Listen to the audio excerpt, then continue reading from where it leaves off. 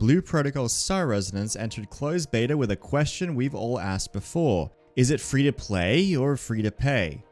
Every online game out there feels like it attacks us with predatory microtransactions and mechanics. This series is designed to save you time and money by understanding what they're doing to our brains exactly. My name is Tal, and this is Wallet Watch. Today we're looking at Blue Protocol's global English release. Pitched as Bandai Namco's big AAA anime MMO, think Genshin, flashy combat, colorful worlds, and the real selling point being designing your perfect waifu or husbando instead of rolling for one. After a failed launch in Japan, the IP has been revived as Star Resonance, developed by Bakura, a Tencent-backed studio. The goal was to rebuild the Blue Protocol as a cross-platform MMO for both PC and mobile, aiming for a global rollout in 2025. We'll be taking a look at each individual system, how it's designed, and where the monetization comes into play. And there's a few systems.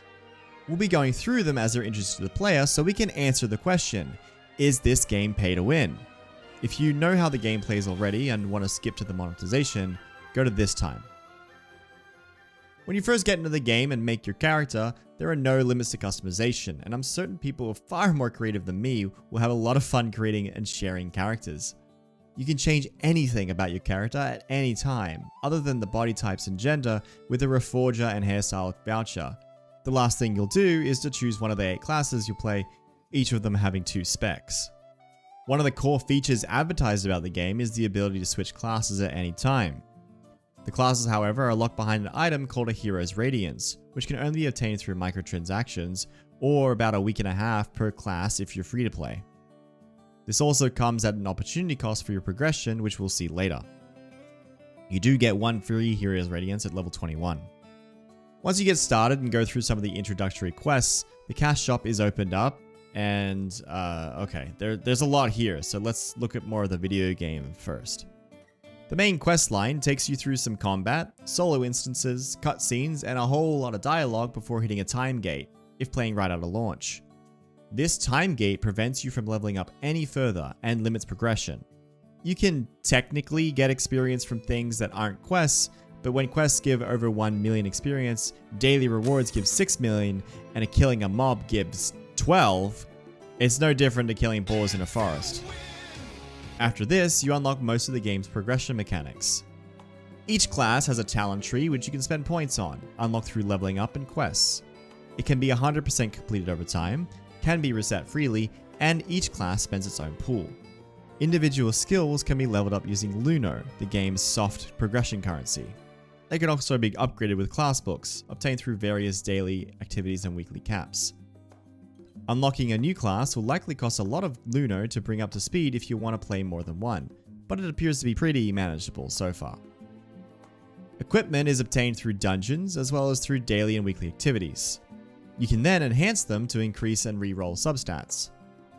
This game has no item breaking or reforge failing, and when you dismantle equipment, you actually get a 100% refund, incentivizing you to push your gear with no restraint. Reforged materials also appear to be infinitely farmable, and you cannot outright buy or gacha gear for money. There are also emblems and modules which are currently locked in the closed beta, but we can see various currencies or materials used to upgrade them through the game. Finally, there are Battle Imagines. These are a large pool of additional skills ranging from offensive, defensive, and support to let you change up your build a bit. These Battle Imagines also have their own passive stat, and all of these stats stack up together. These are made through advanced materials and rare drops from bosses with daily capped drop rates. And gacha. Now, before we get right into the story, I just want to touch on a couple more things. The life skills and the dailies plus weeklies I've mentioned. You can unlock any and all of the life skills and play them, but there is a catch. There are normal tasks, and then there's a daily energy limit which lets you do focused tasks. The long and short of it is, any progression to be made in any of the gatherers and crafters is to be made only by spending energy. For example, you can gather things for free, but similar to grinding mobs, they give 35 times less experience, and they don't give you the items you need to make complete items. Anything tradable to other players or has a tangible use, such as food and gear, is hard capped based on energy. Even if you were to grind experience, recipes are unlocked by spending energy every day only. Other than your daily energy spend, you have a whole roster of daily activities and weekly activities, and appointment-based events that will affect your progression. These include check-ins, mini-instances, overworld elites and bosses, and currencies to rack up. Some of these timed events at certain times of day you have to intentionally leave your game open for an hour or more to participate in. Now that we have an understanding of the game's design, let's take a look at the store. On the side, I'll be listing every psychological technique used by Blue Protocol to get you to commit to the game, or in its monetization scheme. Currency gives us context for everything else, so we'll start here first. Everything in the microtransaction store is purchased with Rose Orbs, a hard currency which comes in bound and unbound forms. All free-to-play or otherwise earned orbs are bound, and purchased ones are unbound. Some items in the store are bought with unbound only, forcing you to pay if you want them. Luno is a soft currency earned through gameplay used on things like upgrading your character, trading for new items and progression, and other gameplay mechanics like life skills. You can purchase unbound orbs from players, but it has to be purchased with unbound Luno. Unbound Luno is used when trading things like gear and life skill items on the market. On the inverse, you can buy orbs, sell them for Luno, and then use it for progression. Rose orbs come in the usual packaging sizes, ranging from $60 to $65 per US dollar. For simplicity, I'll be using dollar amounts for the rest of the video. You can earn orbs for free. Like many games, there's a welcome bonus amount, but will get limited by released content, dailies, and weeklies eventually. In my introductory 7 hours, I earned 1,000 or so, which is about $16, and I estimate you can earn about $10 a week from recurring bonuses. There's also a monthly card available for purchase.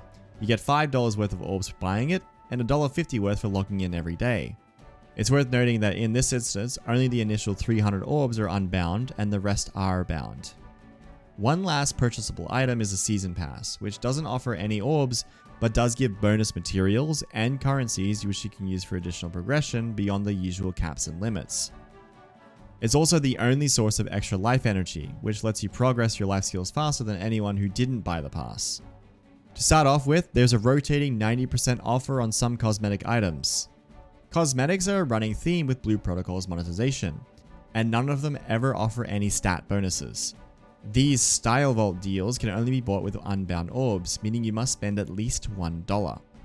This first purchase incentive, alongside the monthly pass offer, will attempt to break the spending seal, shifting your mind from free-to-play to spender, even at just a single dollar.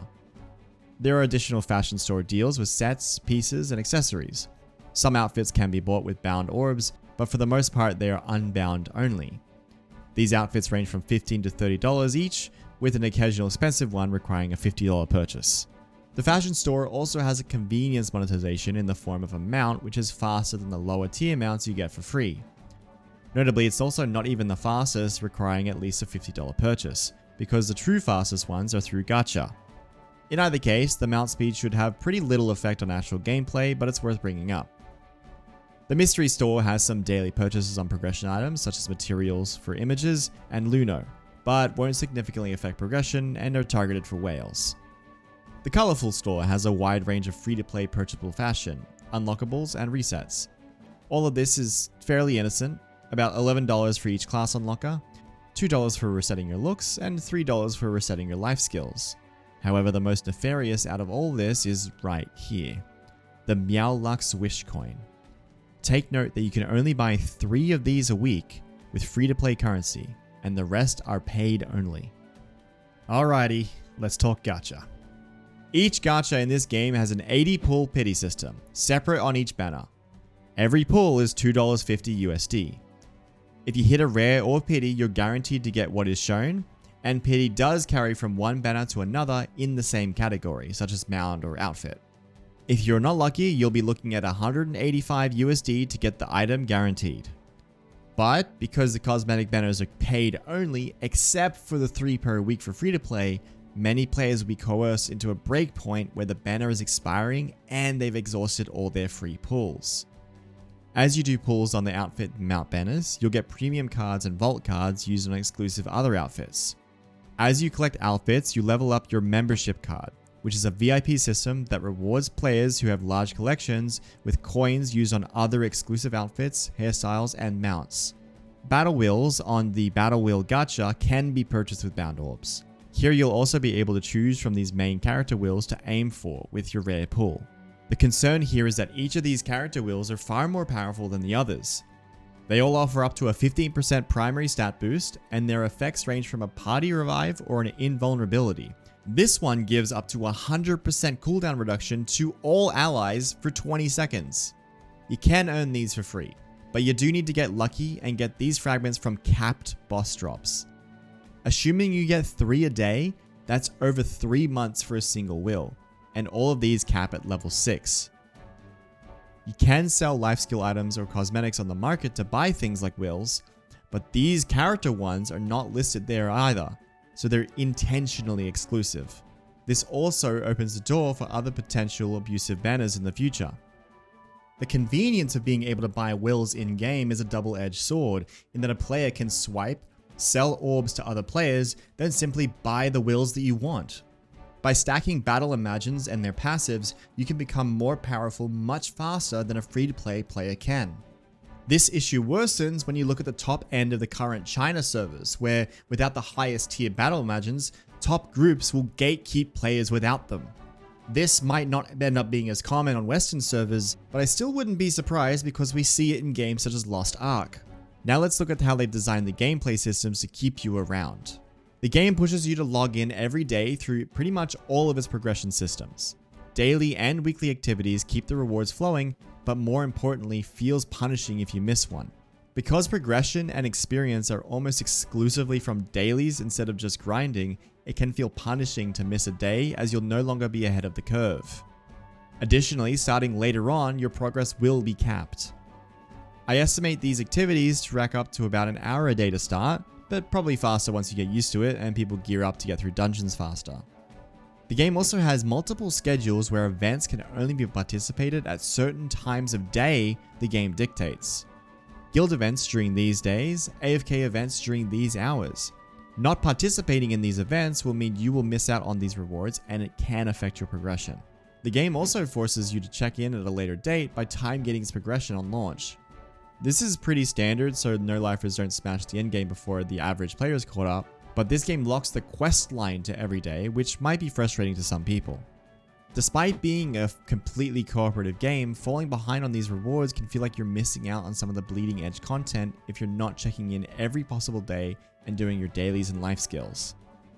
This might urge you to spend to catch up on some resources, but note that you cannot outright buy levels or equipment. For many of you who play games such as the MiHoYo games or something like Wuthering Waves, none of these systems may surprise you. And that's because at its core, Blue Protocol is a mobile game that uses many of the same tactics and tricks. It is not a traditional treadmill MMO. So is Blue Protocol pay to win? You tell me. Seriously, the pay to win debate is one that matters to you more than anything. So tell me your thoughts.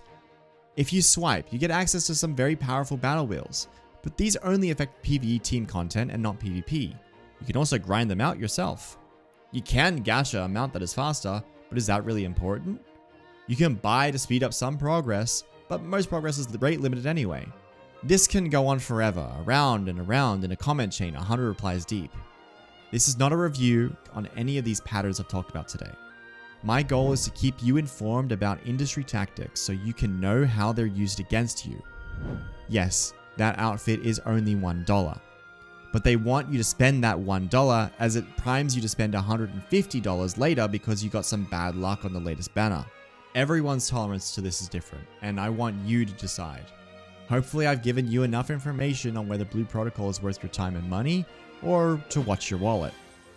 Like the video and subscribe if you'd like to see more of these for future releases. Not likely on mobile games. That feels like cheating, honestly. Thanks for watching, and I'll see you next time.